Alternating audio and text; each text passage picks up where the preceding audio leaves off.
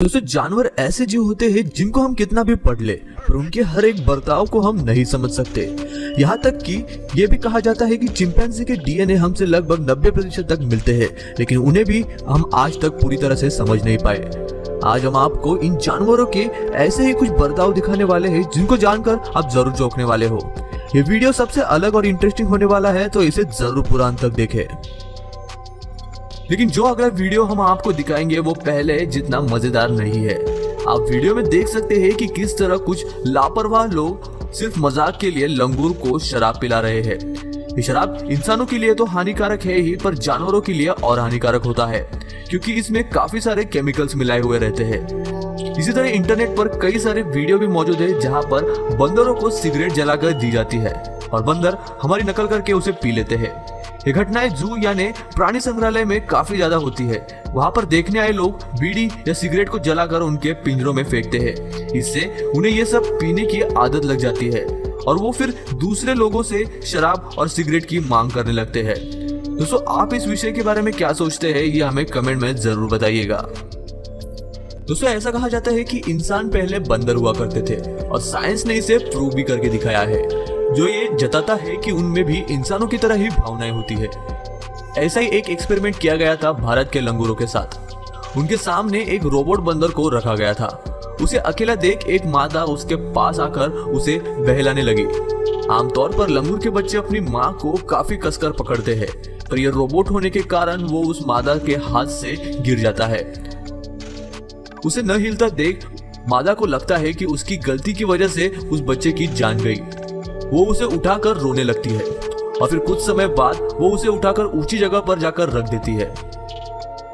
फिर कुछ ऐसा होता है जिससे वैज्ञानिक भी चौंक गए। सारे लंगूर उसके बाजू में आकर इकट्ठा हो जाते हैं। कुछ जन उसे सूंघते हैं तो कुछ जन उसे हाथ लगाते हैं। और ये स्वभाव इंसानों की तरह ही है, जहाँ पर जब कोई व्यक्ति मरता है तो उसे श्रद्धांजलि देने के लिए सब जन एक आखिरी बार उसके बॉडी के बाजू में इकट्ठा हो जाते हैं। सच में ये जानना मुश्किल है कि इस प्रकृति ने अपने में और कितने सारे राज छुपा रखे हैं।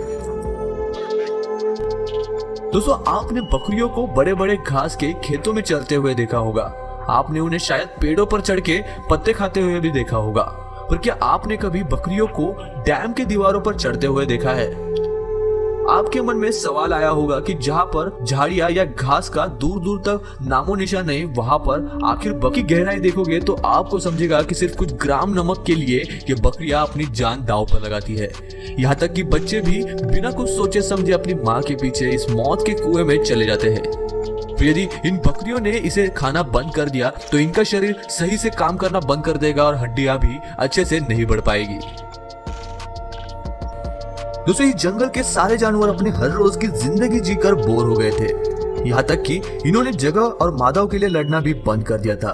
पर इसी बीच ये सारे जन इंतजार कर रहे थे मरुला के पेड़ पर उसके फल लगने का।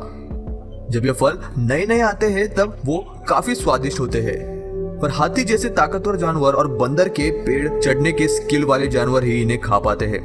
पर कुछ हफ्तों बाद मरुला के ये फल ज्यादा पक जाते हैं और पेड़ से नीचे गिरने लगते हैं। तब सारे जानवर इन पर टूट पड़ते हैं और इन्हें खाने लगते हैं, पर इन्हें शायद ये पता नहीं होता कि आगे क्या होने वाला है।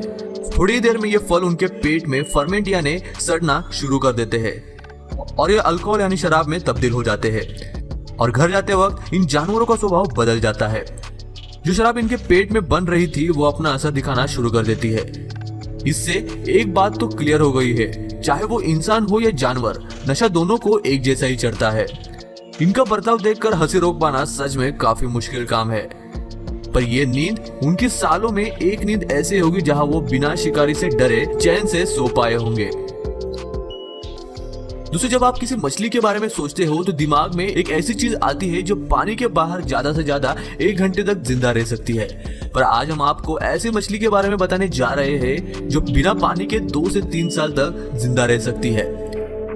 ये लंगफिश अफ्रीका में पाया जाता है और अफ्रीका में सूखा पड़ना काफी आम बात है और ये सूखा सालों तक चलता है। और ऐसे ही सूखे में बारिश न गिरने के कारण सारे तालाब और नदियां सूखने लगते हैं। ऐसे में सारी मछलियां मर जाती है, पर एक मछली पूरा पानी सूखने के बाद भी नहीं मरती। जब नदी का पानी पूरा सूख जाता है और सिर्फ गीला कीचड़ बचता है, तब ये मछली अपने मुंह से इस कीचड़ में 10 से 15 सेंटीमीटर का होल गिराकर उसमें घुस जाती है और फिर अपने मुंह से एक ऐसा झाग छोड़ती है जो इसके पूरे शरीर पर चिपक जाता है। अब इन्हें बस अगली बार बारिश होने का इंतजार करना होता है। ये इंतजार सालों तक चल सकता है। खुद को जिंदा रखने के लिए ये अपने पूंछ के बॉडी फैट्स को खाने में तब्दील कर देते हैं। जब वो कीचड़ में घुसते हैं तब वो अपनी जगह तक एक होल बनाकर रखते हैं ताकि उन तक हवा पहुंच सके। इस पूरे 1 से 3 साल के बीच ये मुंह से हवा लेते हैं। कभी कभार लोग इन्हें मिट्टी से उठाकर ईंटें बनाते हैं और उन ईंटों से ये अपने घर बना लेते हैं। लेकिन जब तेज बारिश होती है तो ये अपने आप मिट्टी से बाहर निकल जाते हैं और देखते ही देखते ये आम मछली बन जाते हैं। दोस्तों, अंटार्कटिका में क्लाइमेट -30 डिग्री से लेकर -40 डिग्री सेल्सियस के नीचे आराम से चला जाता है और पेंगुइन यहाँ के रहने वाले सबसे मशहूर जानवरों में से एक है और इनके बाल इनको इस कड़ाके की ठंड से बचाते हैं। पर कभी कभार ये ठंड इतनी बढ़ जाती है कि उन्हें भी किसी और का सहारा लेना पड़ता है। दरअसल इसमें छोटे बच्चों को काफी खतरा होता है। ये सिर्फ ठंड से ही नहीं बल्कि इनके बीच कुचलकर भी मर सकते हैं।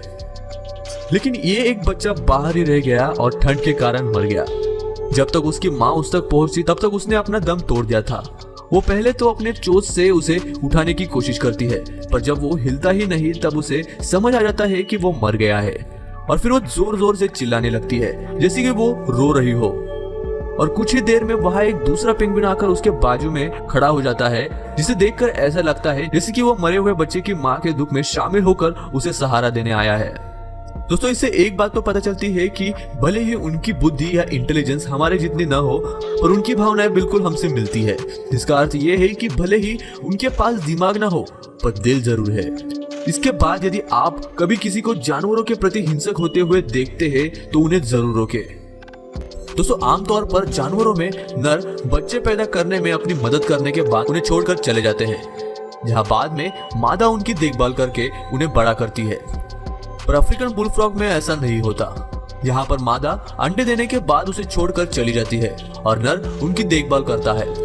गर्मी के मौसम में मेंढक इन अंडों से बाहर निकलना शुरू हो जाते हैं, पर जैसे वो बाहर निकलते हैं वैसे ही गर्मी की वजह से वहां का पानी भाप बन के कम होने लगता है।